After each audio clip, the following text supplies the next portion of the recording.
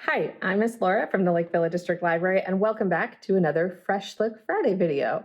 So in these videos, I share with you some of our brand new books, things that I think are amazing and outstanding, and I just can't wait for you to come in and check them out yourself. So I have a variety of books for you today, some fiction, some nonfiction, even some graphic novels. So we're gonna start with our lowest readers and then work our way up.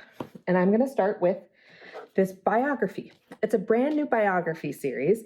The series is called She Persisted, and this one is about Claudette Colvin. So there's a whole bunch of She Persisted books that are going to be coming out over the next year. And in the back cover here, you can kind of see all the different ones, and they're all about famous women. So the She Persisted series is a brainchild of Chelsea Clinton. And I wanted to read to you, she wrote a little introduction here to kind of describe all the different women and how she picked the women to highlight in this series. She said, "If anyone ever tells you no, if anyone ever says your voice isn't important or your dreams are too big, remember these women. They persisted, and so should you."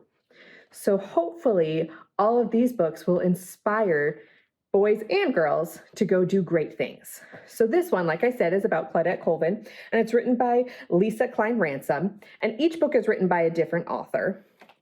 So Claudette Colvin, if you don't know, was very famous for a civil rights action. So I'm sure you've all heard of Rosa Parks. Rosa Parks, who refused to give up her seat on a bus to a white person. Well, Claudette Colvin was 15 years old when she refused to give up her seat. And this actually happened 9 months before Rosa Parks did it. And so Claudette Colvin really inspired and paved the way for people like Rosa Parks to do grand things. So this story, this book, this biography starts with her as a small child and goes all the way up to when she refused to give up her seat. It is a short book. It goes pretty fast. It's kind of a yellow dot level or beginning elementary level, and there's pictures in it as well. So the She Persisted series, I expect to be very popular. So keep your eye out for more of those. Moving on to another yellow dot level book. This one is actually a yellow dot, and you can see because it's got a little yellow dot there on the spine. So in our library, we call yellow dots beginning chapter books. Books for kids just learning to read chapters on their own, but aren't quite ready for like those bigger, thicker novels. This one is a brand new one. It's called J.D. and the Great Barber Battle by J. Dillard, and it's illustrated by Akeem S. Roberts.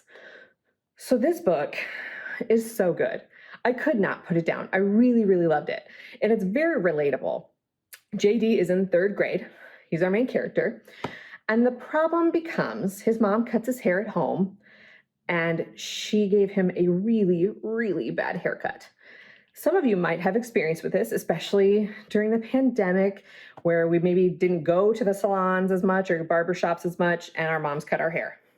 Well, JD had a traumatic experience. We went to school and he got made fun of because his haircut was really bad. He got made fun of at football practice. He got made fun of at choir practice. Everywhere he went, because of his bad haircut, kids laughed at him and he was over it. He was done. So he decided to fix it and cut his own hair.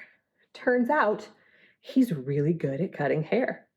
All his friends start asking him to cut his hair, and now all the kids in the town are coming to JD's barbershop, run out of his bedroom, and he's starting to earn some money cutting hair. Well, this does not make the barbershop owner in town happy at all because he's lost all his business to JD, this 3rd grader.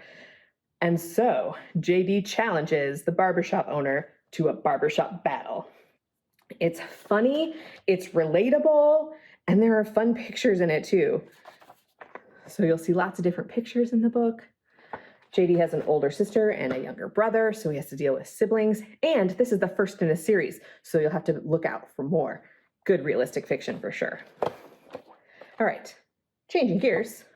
Moving up to our chapter books in our J Fiction section, I have Kingston and the Magicians Lost and Found. I listened to this book on Libby, one of our free apps. It was really, really good. And it's definitely not realistic fiction at all, like JD. This is a fantasy story. So Kingston and the Magician's Lost and Found is written by Rucker Moses and Theo Gangi. And King, which is what Kingston goes by for short, is living with his mom. And they end up moving back to go live with their uncles and his cousin. For 4 years, his father has been missing. 4 years. His father's not dead. They don't know what happened to him. He didn't run away. He just disappeared. And it gets trickier and trickier as you read the story. You find out that King's dad was actually a magician, like, on the stage performing tricks and stuff. And when they say he disappeared into a mirror. And no one knows where he went. And then the mirror shattered. And that's it. Everyone has just been kind of living their life. They don't know what's going on. But Kingston believes deep down that he's going to find his father.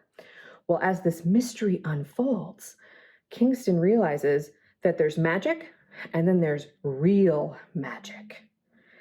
And that real magic takes you into an alternate universe called the Realm. And maybe, just maybe, King can get to the Realm, and that might be where his dad is. Maybe. But to do that could be very costly. So he has to make some really tough decisions.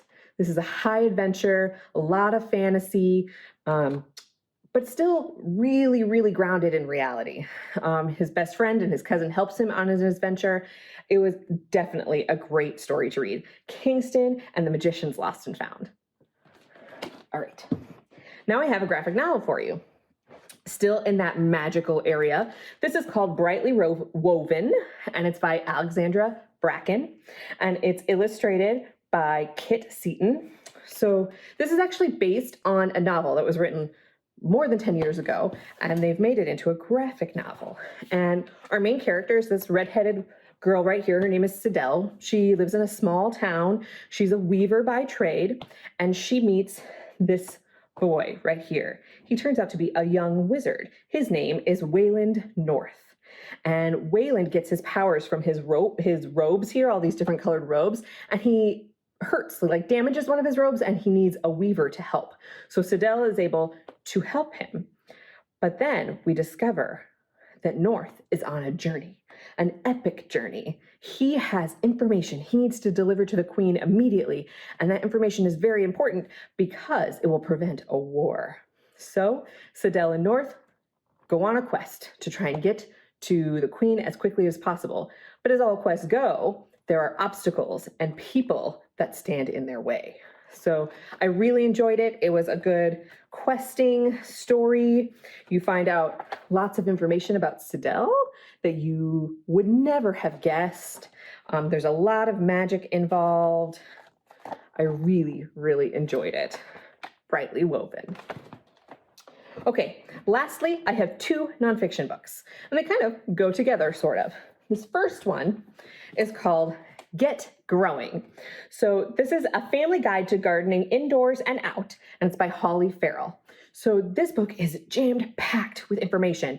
I mean, everyone of all ages will be able to read this and find something that they didn't know that will be useful if you want to grow something. So if you want to make a vegetable garden in your backyard, if you want to grow a house plant in your house, if you want to do a container garden on your patio, all of that information is in here. It talks about where you can grow things, how you can grow things, different things you can grow, where you can get the stuff to grow, and then what to do with the stuff that you have grown. So things from houseplants to vegetables, all sorts of things are in here. And I learned a lot of really interesting things by reading this book that I didn't know. I'm an amateur gardener. I have a garden in my backyard every summer, and I like to garden. But this book was so helpful that I might need to check it out again so I can take it home when I start planting my garden, because it will give you lots of information, different varieties of plants, and all different kinds of things, even flowers and what grows in pots well and what doesn't. I mean, this is an informational book if I have ever seen one. Get growing. So then, after you've grown the things, you might want to cook some of those things. So this is probably my favorite book to share with you today. It's my last one. It's a nonfiction book, and it's a cookbook. I love cookbooks. The best cookbooks are the ones with photographs. Those are my favorite. But this cookbook is actually kind of unique. It's called the No-Cook Cookbook. It's from DK Publishing, and every recipe in here does not require heat. So you're not going to use any sort of pans, oven, microwave, nothing. All you need to do is basically assemble. You might need to do some cutting, you might need to use a food processor or a blender, but everything in here does not require heat, which was going to be great for those hot summer days. So when you first look at this cover, it looks really appealing, right? All that stuff looks super delicious, and these donuts, right? And you're thinking, how do you make a donut without heat? Well, guess what? Those aren't donuts. They're apples. Those are apple slices with different toppings on them, apple donuts. Isn't that so cool? And the best part about this book is that there's photographs all the way through. So it shows you all the different things, from all the tools that you're gonna need for every different recipe in this book, all the gardening equipment, because then there shows you how to like grow different things in your garden that you might use, to all the different techniques that you'll use, all the different knife cuts, peeling, spiralizing, all of that is in here. Removing pits from avocados, it's all in here with pictures step by step.